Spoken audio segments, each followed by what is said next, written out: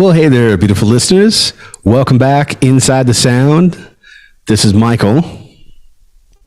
And this is Ryan. And we are very pleased to have a special guest join us today for our conversation. Would you care to introduce yourself to our beautiful listeners? Hello, my name's Gabbi, and I perform and record music under the name Rvby My Dear.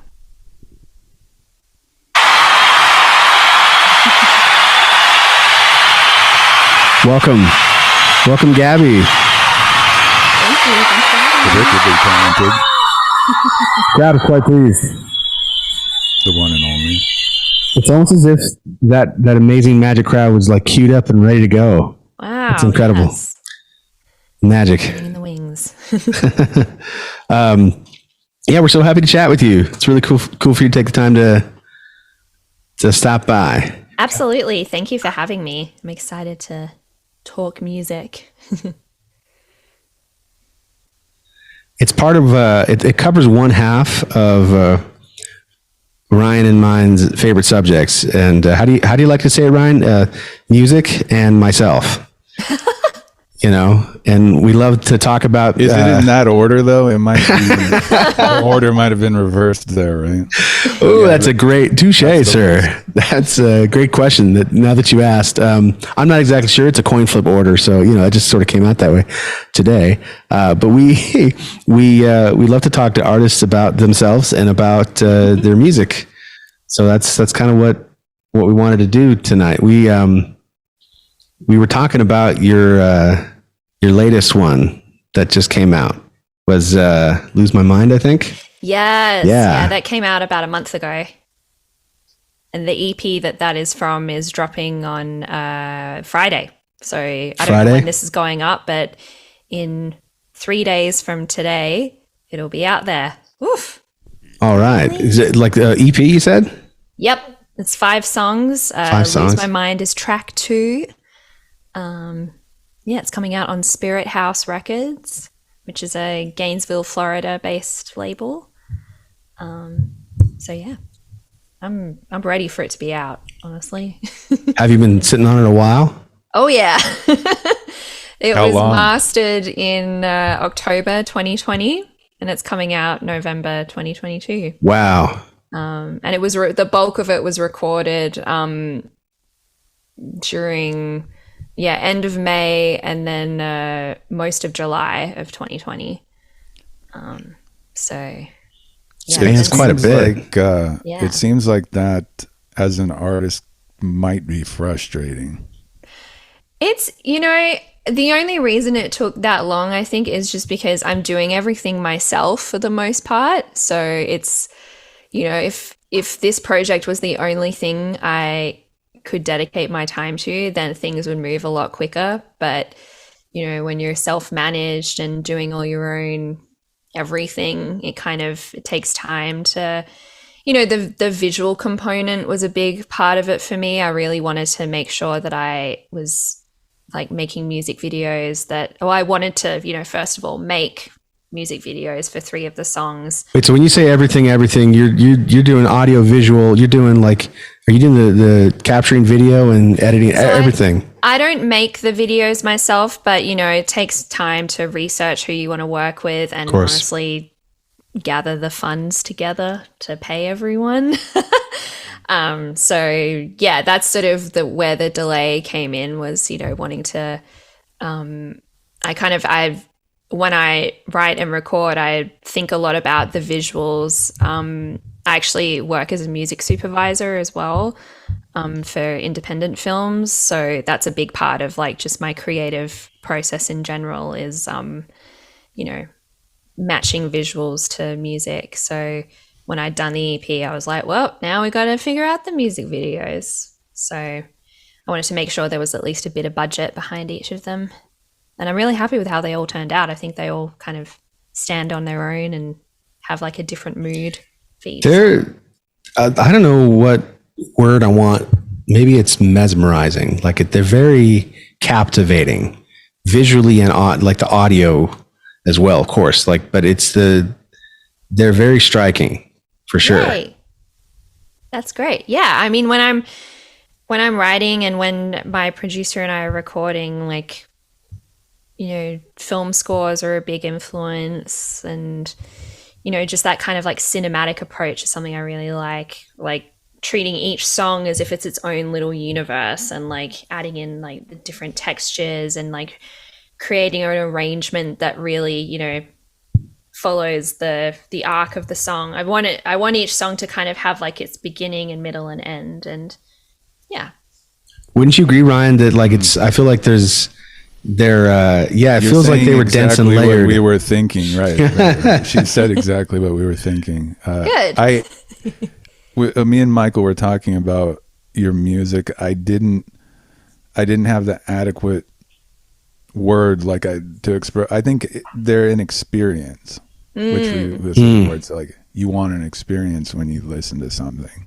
For sure. I mean, my favorite songs just really like are like enveloping me. Like when I listen to them, like it's like That's a good word. I like that a lot. I'm like diving into the world of the song. So when I work on my own stuff, that's really like a big part of it.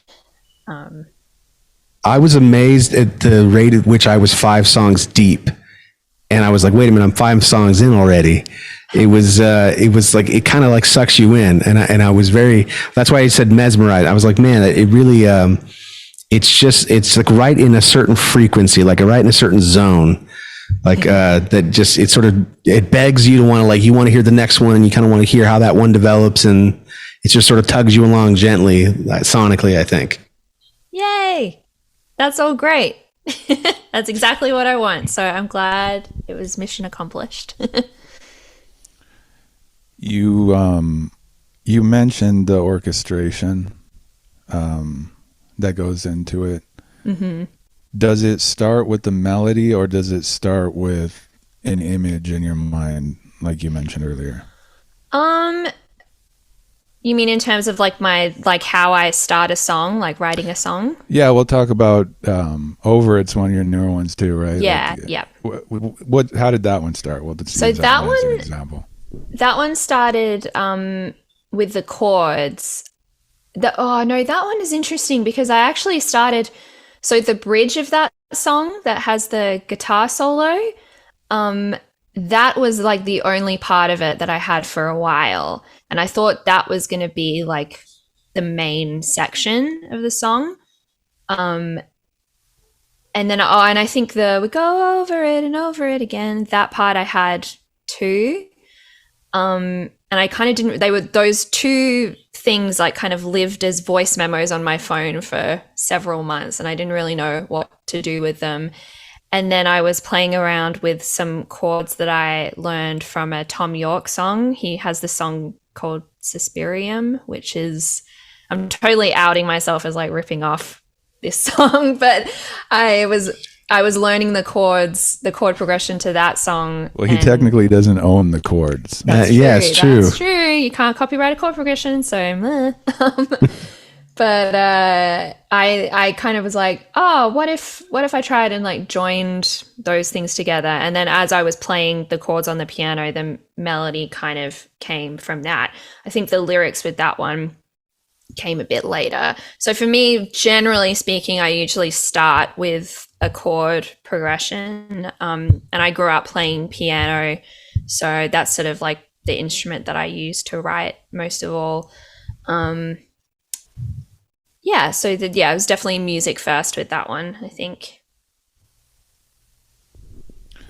Yeah, as you're answering, I'm realizing that because the process can be very abstract, I'm sure it differs a little bit with each song, and that's kind of part of it too, you know? Yeah, it just really depends on...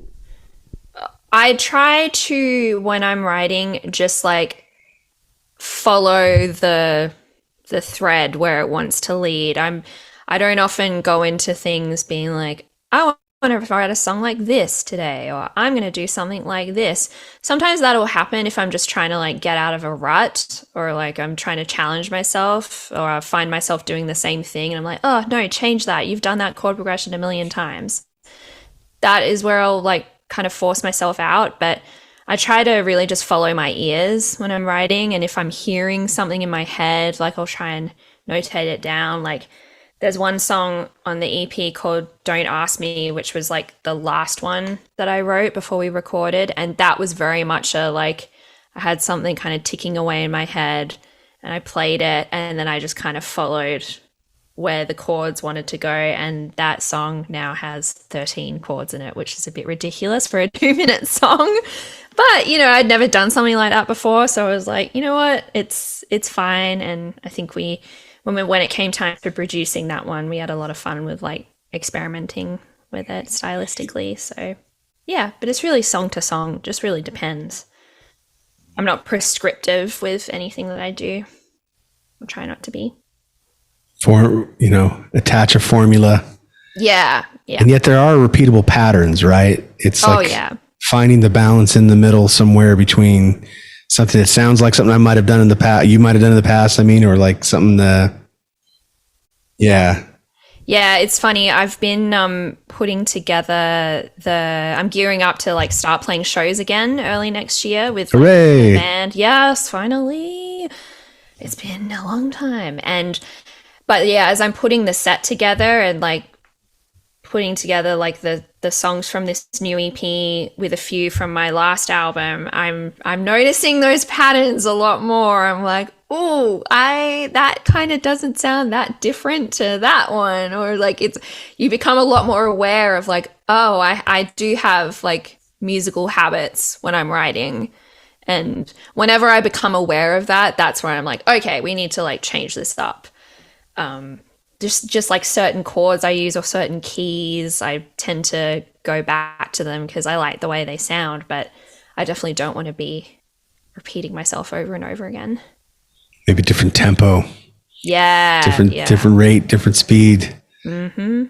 I don't know if I don't know if Ryan experiences this as in the course of him and I write music, but like starts slow and methodical, the pace, the tempo.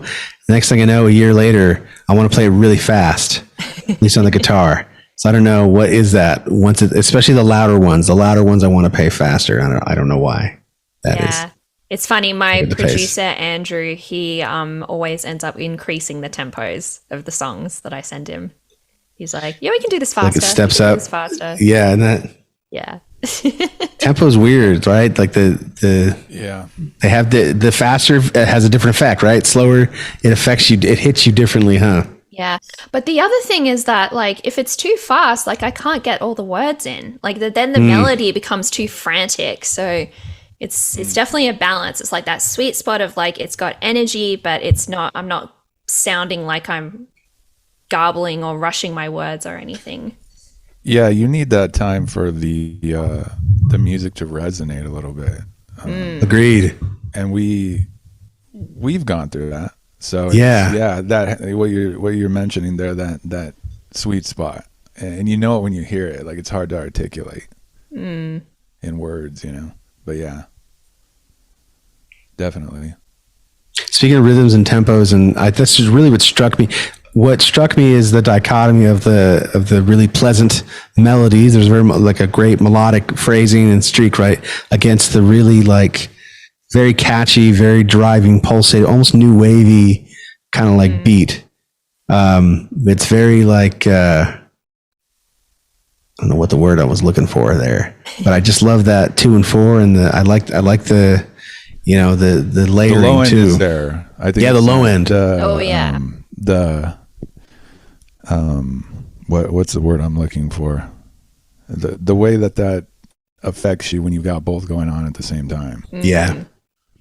Yeah, I mean, a lot of my influences, at least for this project, are like kind of like, like 90s, like trip hop and electronica, even though like my music probably doesn't fully fall into that category. Like I like all my favorite artists, like Massive Attack and Portishead and James Blake, like they've really got that like grooving low end, like those beats that, kind of suck you in, but then the melodies on top are these kind of ethereal, dreamlike clouds. It's a great combination.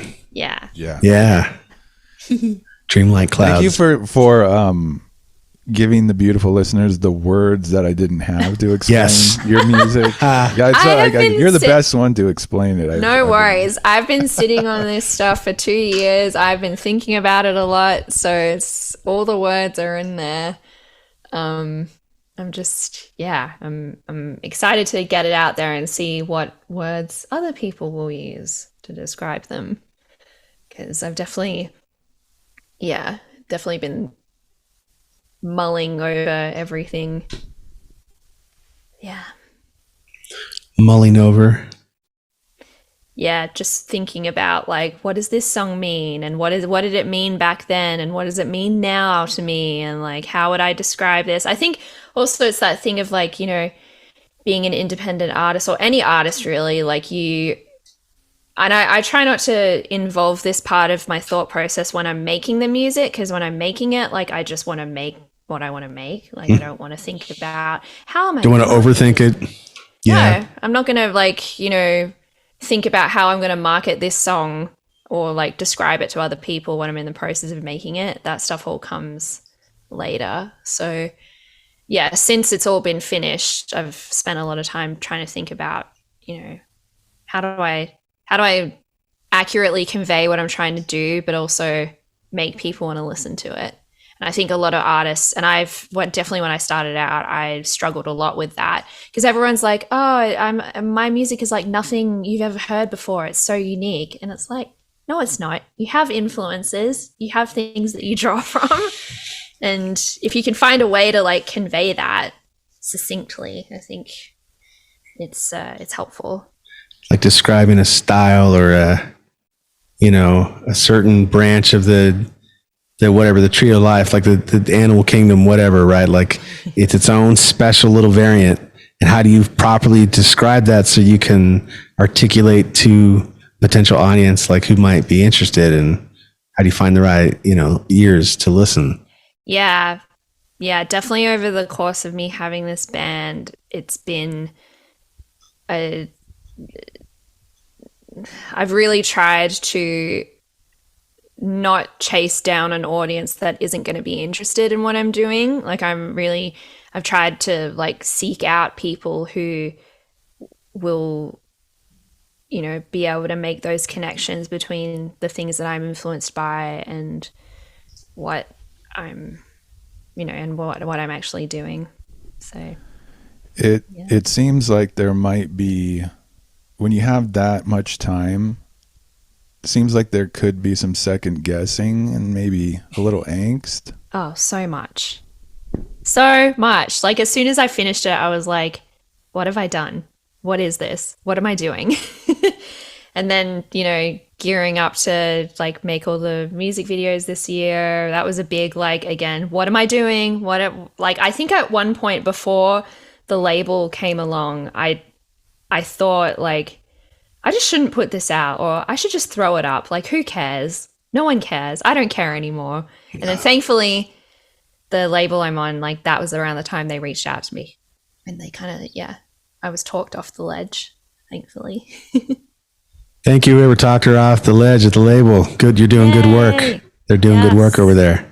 Yeah, they're awesome. The label. I've been very, very happy with Spirit House Records. They've treated me very nicely. That's to me it's an interesting kind of thought for artists, I think in general, that the apprehension after the fact, even though you felt really, really good when it was done, or it seems like that. What do you guys think that? I'm kind of curious about that. Is that just human nature? Maybe I think when you're like making music is such a vulnerable thing, or like making any art is really, I even felt this way when we were recording this EP, because this was done during like the height of like quarantine, lockdown. Like my producer Andrew and I were basically the only two people in the studio when we worked together previously on my album. it was me plus like an entire band. So it was a lot more of a Everybody in the room. group effort, a lot of voices, a lot of cooks in the kitchen. And then when lockdown happened, Andrew was sort of like, do you want to just start working on your new stuff now? And I was like, yeah, I don't have anything else going on really, so let's do it. So this was like very much like a pandemic record in a lot of ways. But it made me very nervous being in there. Like I would like, you know, be stressing and panicking before going into the studio, thinking like, what the hell am I doing? Oh my God, like who am I to, you know, think I can play all these instruments myself? And like, even though I know how to play, like I know how to play a friggin' piano and a synth bass, like it's fine. But for so long, like all the previous stuff I'd released under this name, like it had been other people playing the instruments. And so it was very nerve-wracking just like having it just be the two of us. But as we went on, I felt great about it. Like by the end of it, I was like, yes, this is how I want to do everything. This is so great, because when it's just two people and you are both on the same page with like what the sound should be, like Andrew and I had like a Spotify playlist of like all these different references. And it really, it just made the process like we had the space to kind of experiment and try different things without, you know, like worrying that we were wasting like some band members' time or, you know, making them bored. Like we could really just like follow our own impulses and inspirations. So it was great, but it was definitely, I worried that it was not gonna translate and that it wasn't gonna like hit the way I wanted it to. But I think I've been proven wrong so far. Seems like the creative process maybe narrowed the scope a little bit with the different parameters, you know? Yeah, for sure. And I think also like that was like just a necessity because it was the pandemic, so we couldn't really involve many people.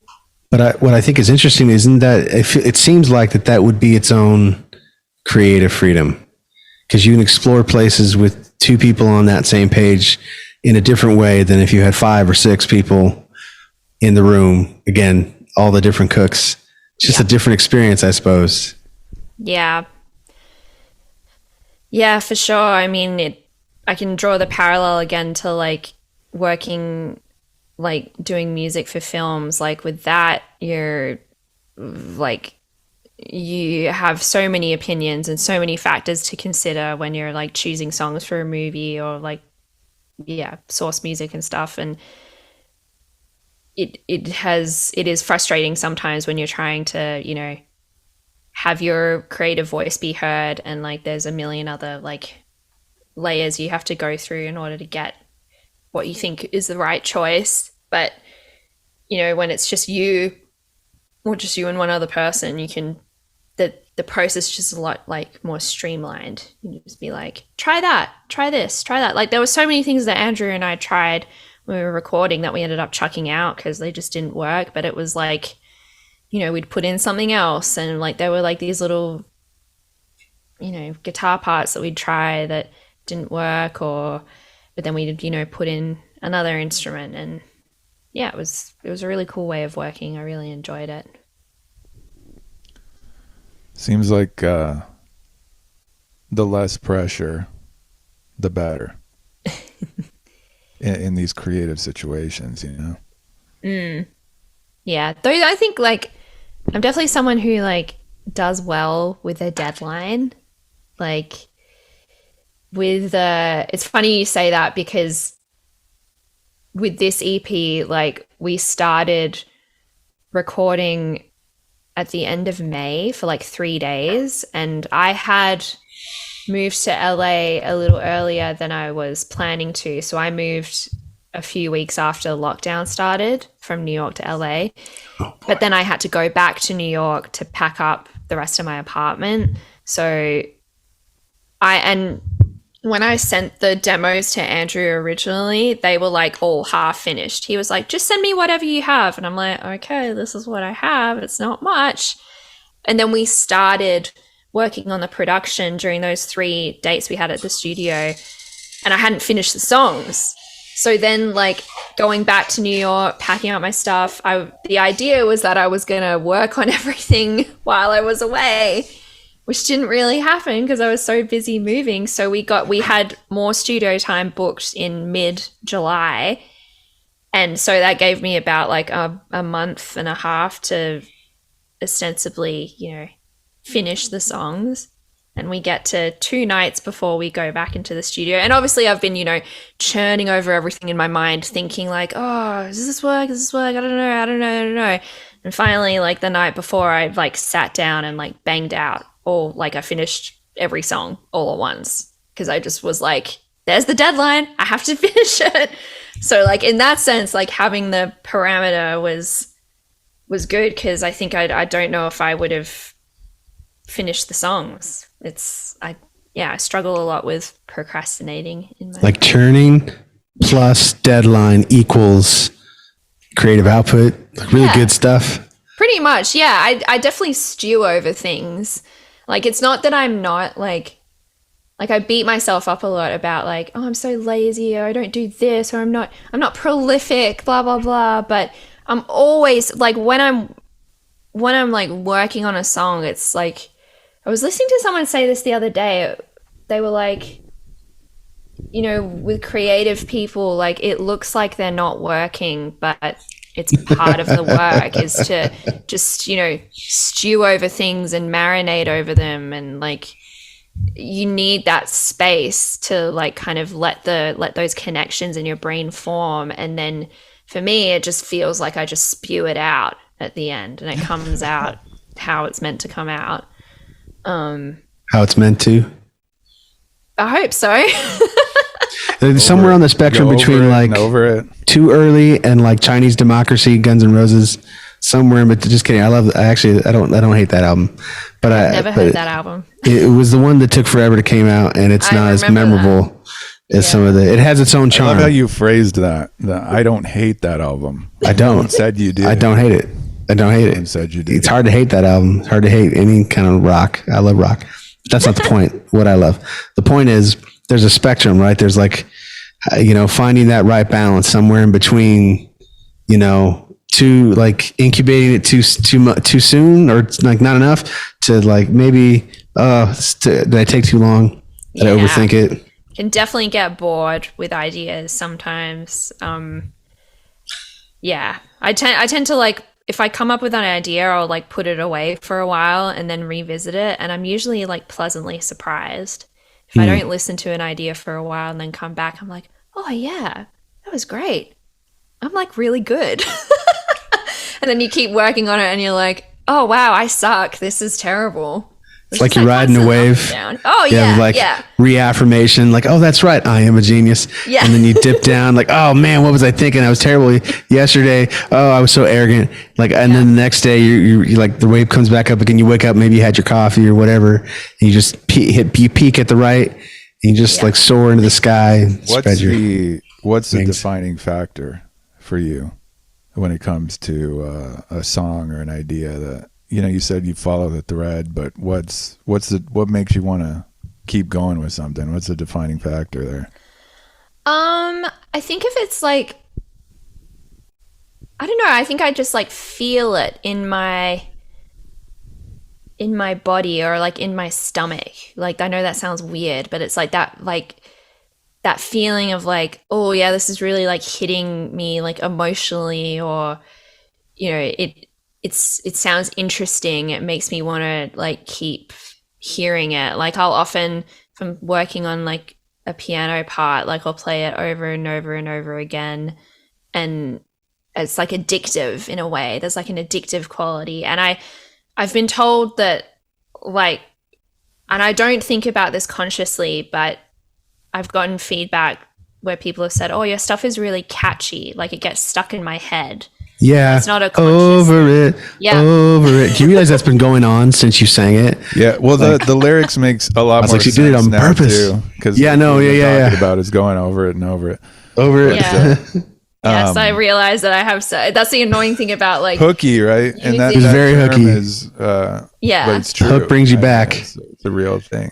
Yeah, but that's not something I ever, have ever consciously thought about. Like, I've never been like, I need to write a hook. Like, this song needs 20 hooks in a row.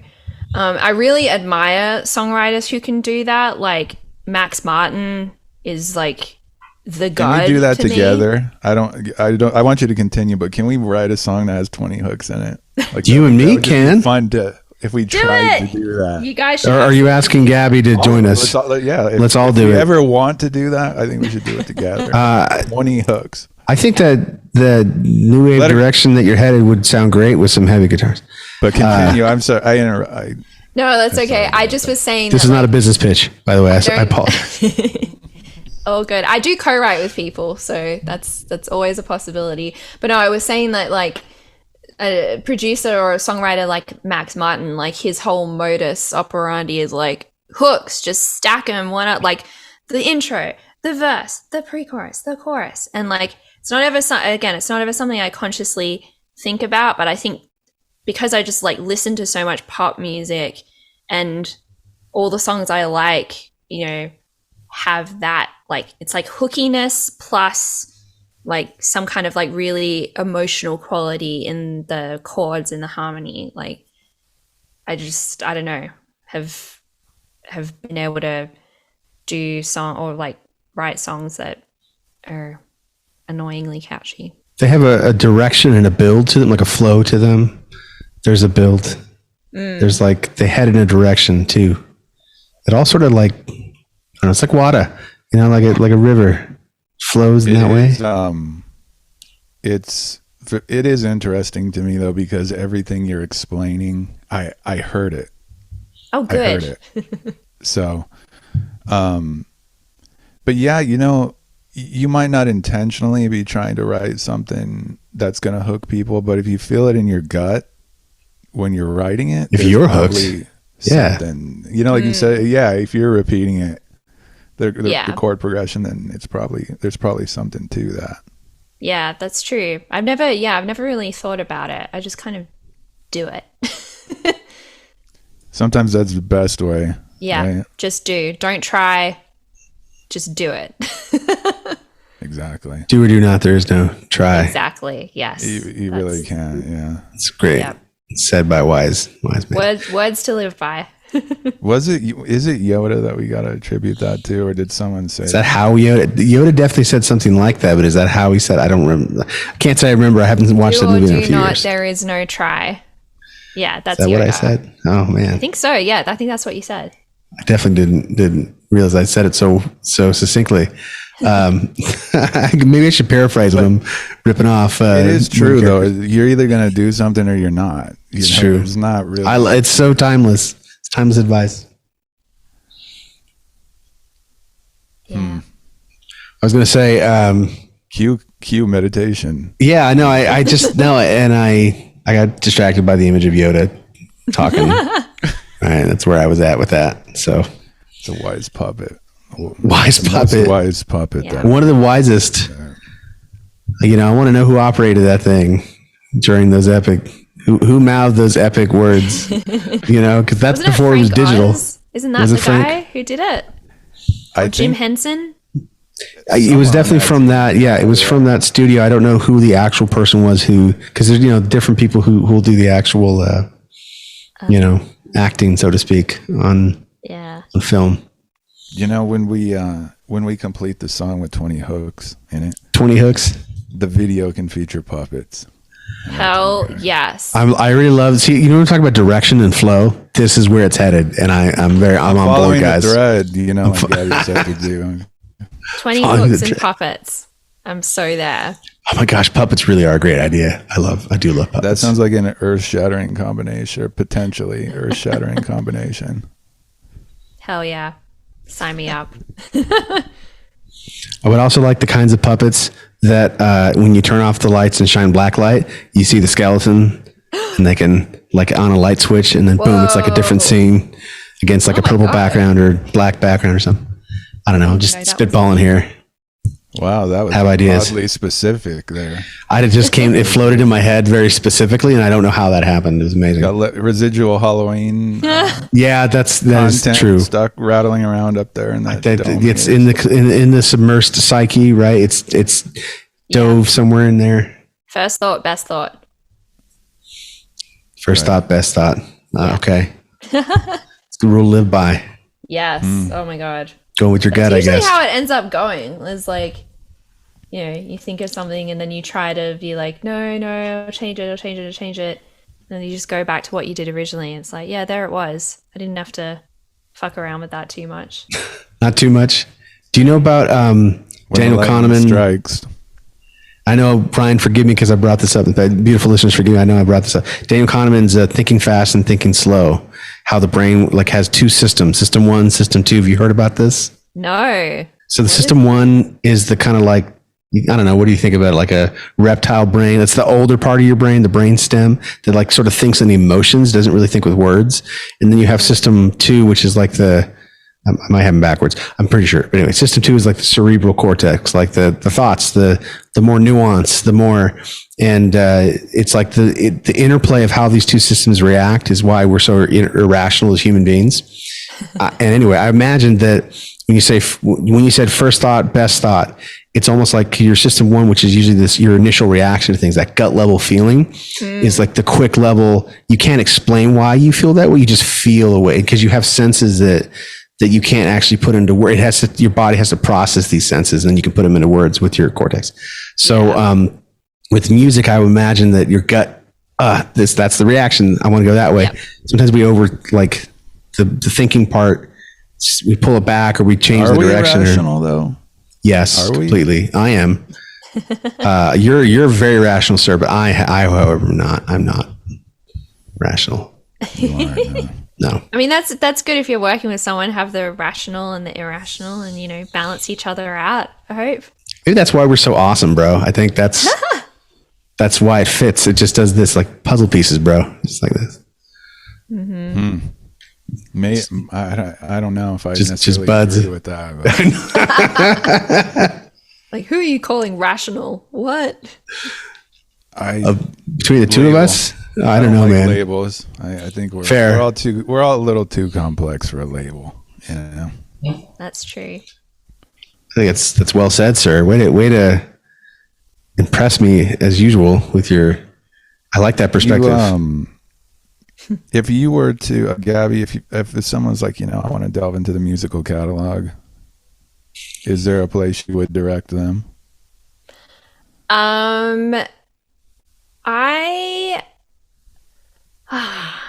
Yeah, there is actually, yes. It's not the song, it's not my most listened to song, but there's a song called Draw from my first album, Waiting, that I feel like really kind of ties all, it's a good like middle ground between like what I was doing before and then what came later with the EP. Because it was recorded with my old band, but it has more of those influences from like, you know, more electronic music in it. That kind of like James Bondy sounding guitar and stuff. James Bondy sounding guitar. Okay. Yeah, it's yeah, I don't know. It's like got that Telecaster twang. Yeah. Yeah. Whatever guitar it like was, that. I don't even know what I'm not a guitarist, so I don't know what exactly was used on that. But yeah, that song always reminds me of a James Bond song, and I love that stuff. So yeah, I would say that's a good. I mean, I think Draw would absolutely fit right in that James Bond soundtrack. I don't think there'd be any like no hiccups, no bumps. It would just go right in there. I think it really would. Yeah, that's the dream. Yeah, but I think that song is a good starting point. The one that has the most listens or the most streams is called Cycles. And that one I think it's a little more like the back half of it is a little more like rock band. And I think it's a good idea of like what the live show is like. But the intro is a little more like kind of floaty, ambient, but still got that like driving beat to it. So yeah, it just depends. I mean, I think that I wanted to get away from that sound with this EP, but I'm happy so many people like it. It's very flattering. But yeah, it makes me conflicted because I'm like, oh, all those people that like that one song, are they gonna like this new stuff? I don't know. Ooh. That made me nervous as well. Putting out this record, I was like, oh shit, I'm gonna lose all the people I've gathered together. So all my listeners are gonna be like, oh, actually, no, I don't like that.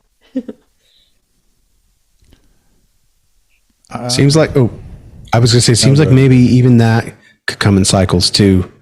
Like, you might have caught a certain vibration with the one song, and then you trust your gut, right? You keep producing and you're putting out more music, and maybe like the new music hits a different wavelength, and it could be any other number of people, right? Greater, lesser, and I don't know. It also seems to me that you're gonna come through in the music regardless. Yeah. If you were sincere about it. So if they like you, they're gonna like all of it.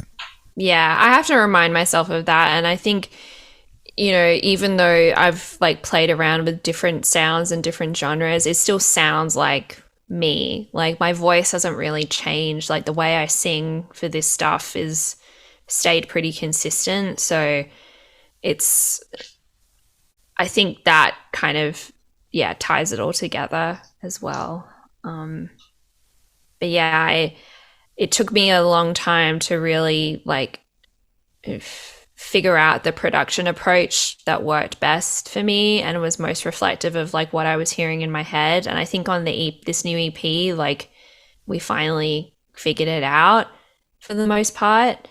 But I think, it still sounds like me on the vocals. I'm not completely changing up like my approach. I just hope that it sounds like a progression of what I've done before rather than like a complete reinvention. I think you're allowed to do whatever you feel like doing. Exactly. It's part of being an artist, Are you dropping any like freestyling bars? Are you? Yeah, I don't know. Absolutely not. Or maybe you went like country, or there's lots of different genres to experiment with, I suppose. You could go my day job involves like singing a lot of classical choir music. So that's if people really want to hear me out of the box, go to the choir box. Okay. Yeah, go to one of my choir jobs or choir gigs that I do, because that is like singing friggin' high A's and C sharps, and whenever someone you hear that, Michael? you're a fan of that stuff. Don't call me out in front of our wonderful guests and make me self-conscious. Yeah, no, this goes, I'm sorry. That's roughly like a 15 or so year inside joke that he's laying out at me. Cause I'm a bit like it's funny, but like the fact that like can I hit this high A? Can I hit this high G? Whatever this is.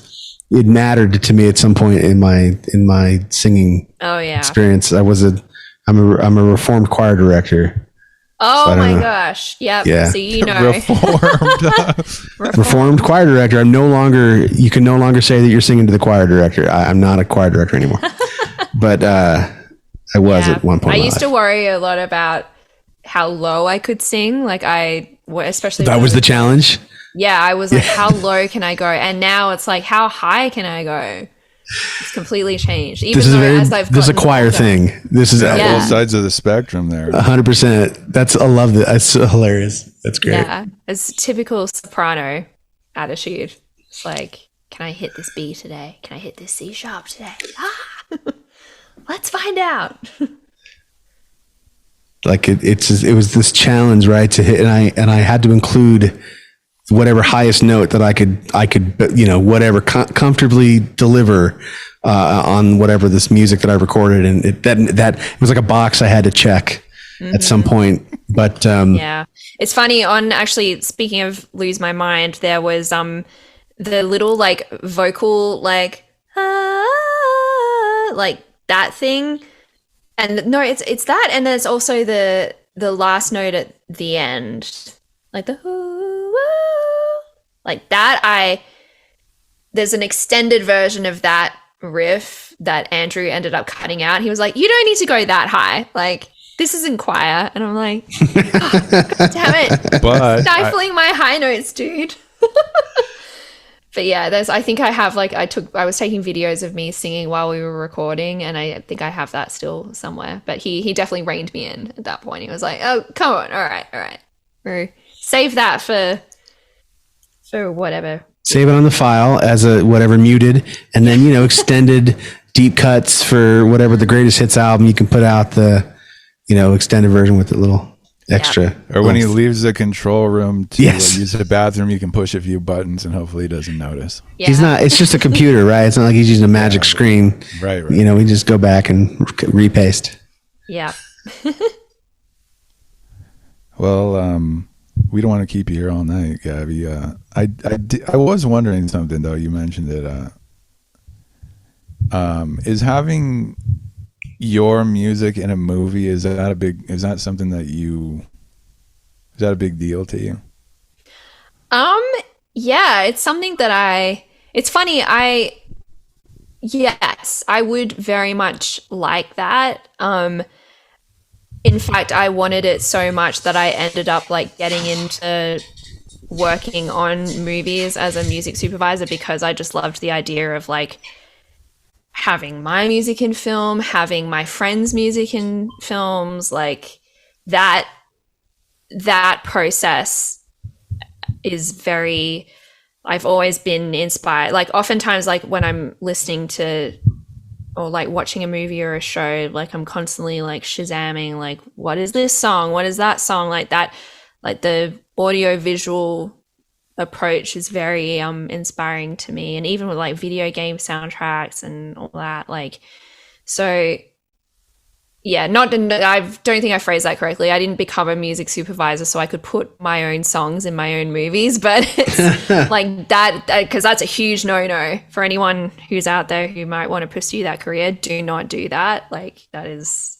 not yeah, but it's definitely, yeah, that would be super cool to have like any of my songs in like a movie that someone else was working on. But I also have really enjoyed like, with the film I'm working on right now, like, being able to place like artists that I know, artists that I'm friends with, like finding the right song to like capture the moment. And if it's someone that I know or I'm close with, we can use their song. Like it's so satisfying. It's like, yeah, that really is, it's kind of like opened up like a new creative path for me that I didn't really pursue until like in the last couple of years. So I kind of view that work as like an extension of what I'm doing, because like I talked all about how, I want my music to be cinematic and like, storytelling sonically and all that stuff. So doing that in a more practical way, like actually working on films, has been,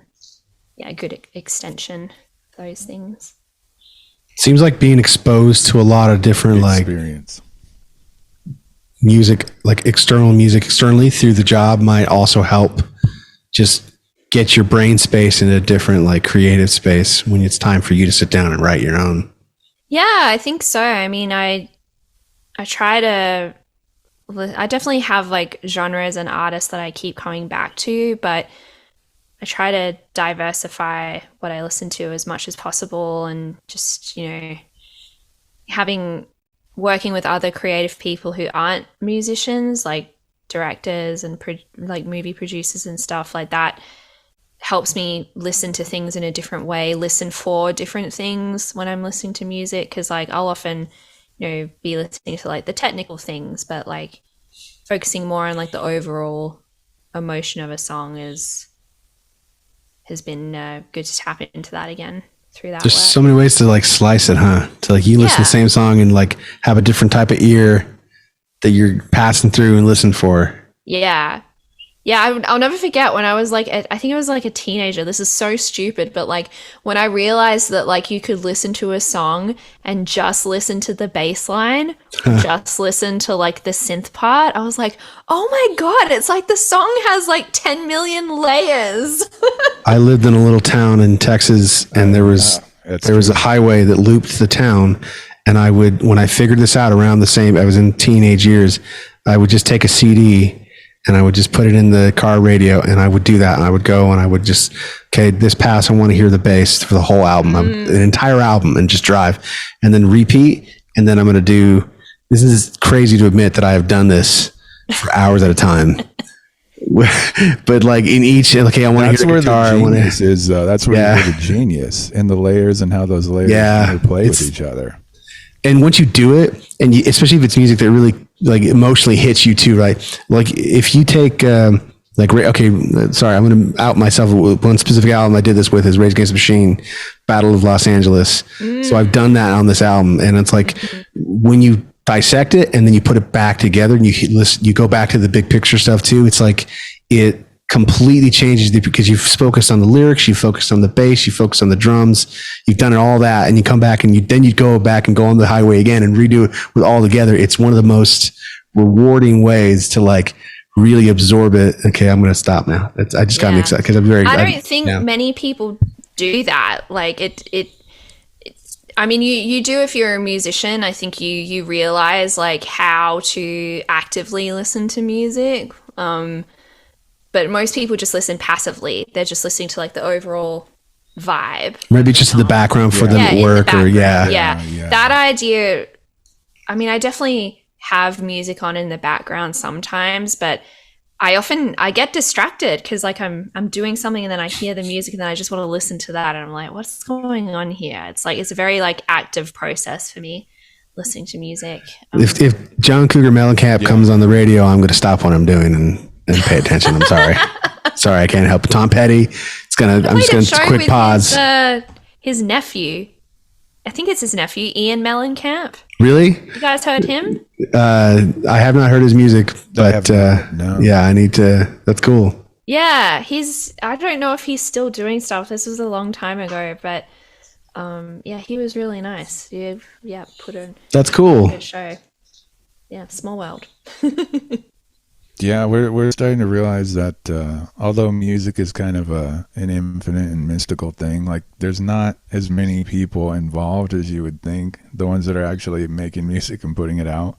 Yeah. Oh my God. Like, yeah, it's crazy how even like being in LA for the last 2 years, just realizing that like everyone knows everyone knows everyone. It's like you meet one person and then you're like exposed to their entire, circle, and then it connects with your circle and it's all just, it's cool. It's like it's a very, almost like an invisible web of musicians that. Yes. Wow.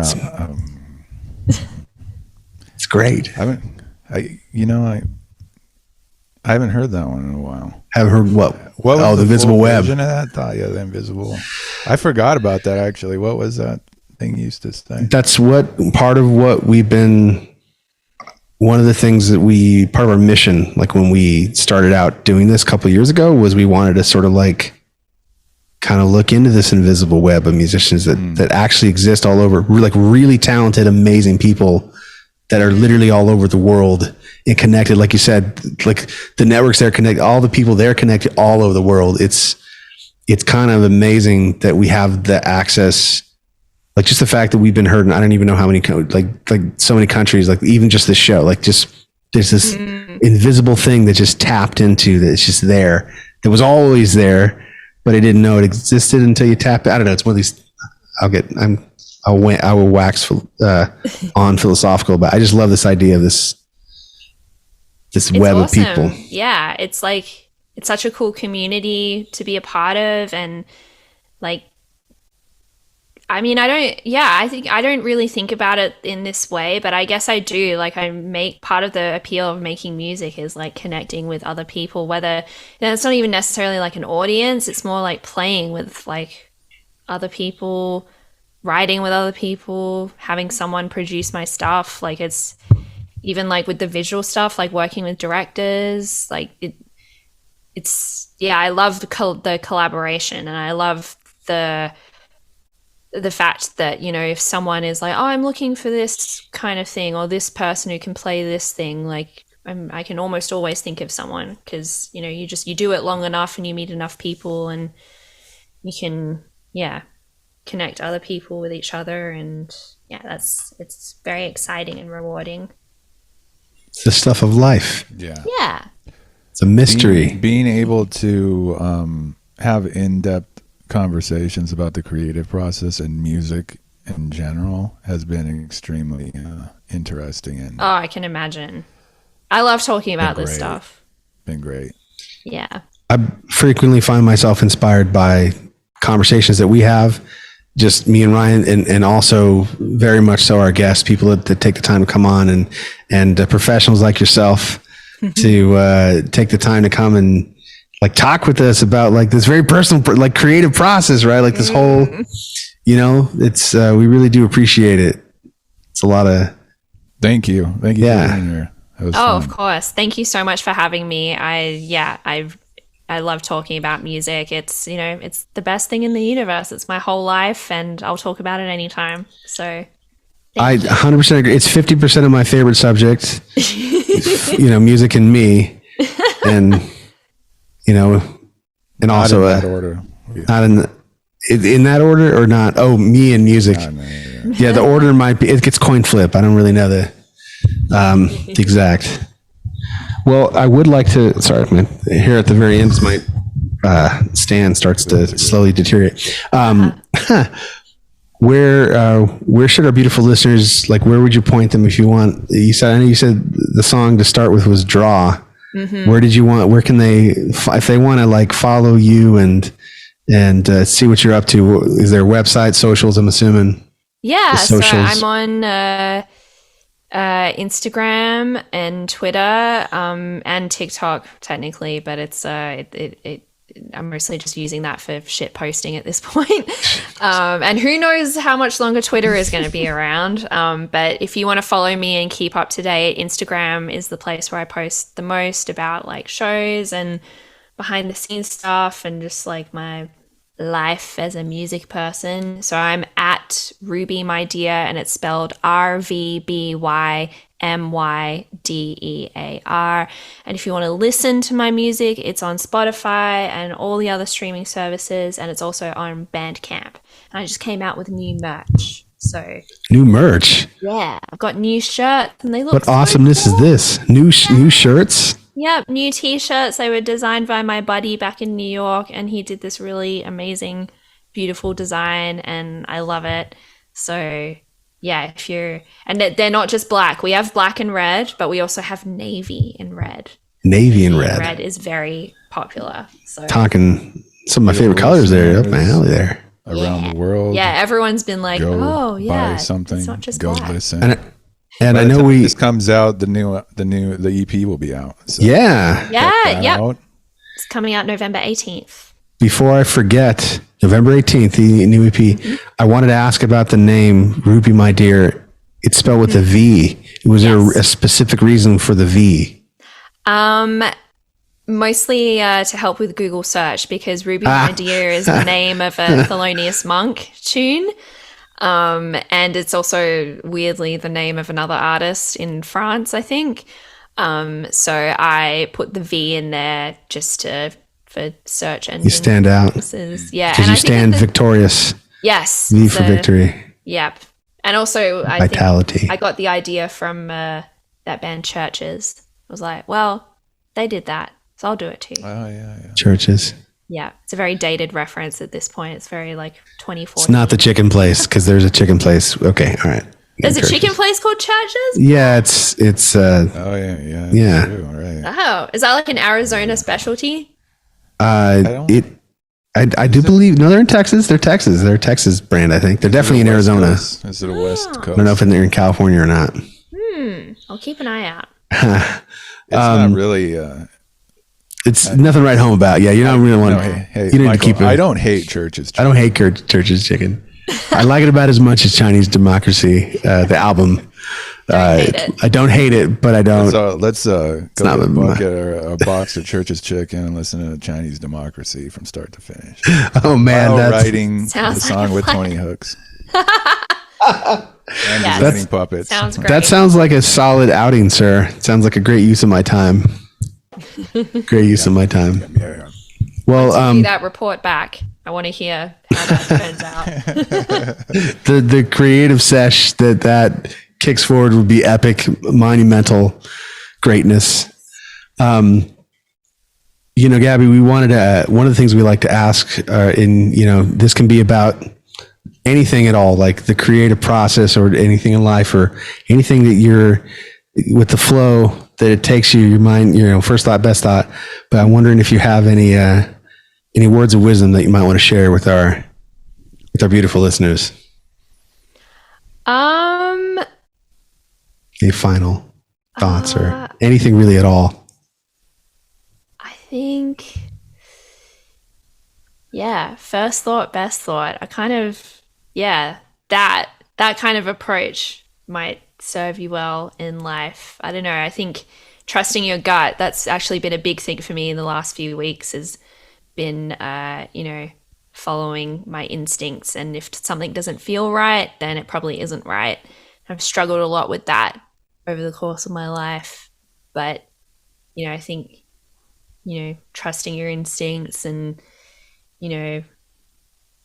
trusting that things will work out. And, if this particular thing isn't right, the next thing will be, and always like leaving the door open for something else, I think is good. Like being open, that's been a big thing for me, is, and kind of like sums up like all of my career as a musician has just been, if something interests me, say yes to it and see where it goes. Don't shut yourself off from something just because it doesn't fit within like a predetermined plan, because, plans always go to shit. So there you go. Plans change, I guess. Yeah. Plans do sometimes. Yes, you can plan. Go with your instincts, but keep an open mind. Yeah. I like it. Yeah. I think that's I hope that is. that's up there, solid amongst all the different words of wisdom we've received in Life is the illustrious layered, past right? here. Yeah. Well, Ryan, I definitely want to hand the mic over to you, sir. What about you? Any words of wisdom, or really any final thoughts that you want to share, add, that only you could do, sir, that only you are capable of doing? Let's just be wild and free, baby. Wild and free. I love it, man. It's great advice. Timeless. I would say timeless advice. Mm-hmm. Timeless. Really feels like this was a timeless conversation, though, Gabby. Really appreciate you coming out and hanging out with us. Beautiful listeners. Yay. Hooray. Beautiful listeners, we love you. And I guess we'll talk to you later. Bye. Inside the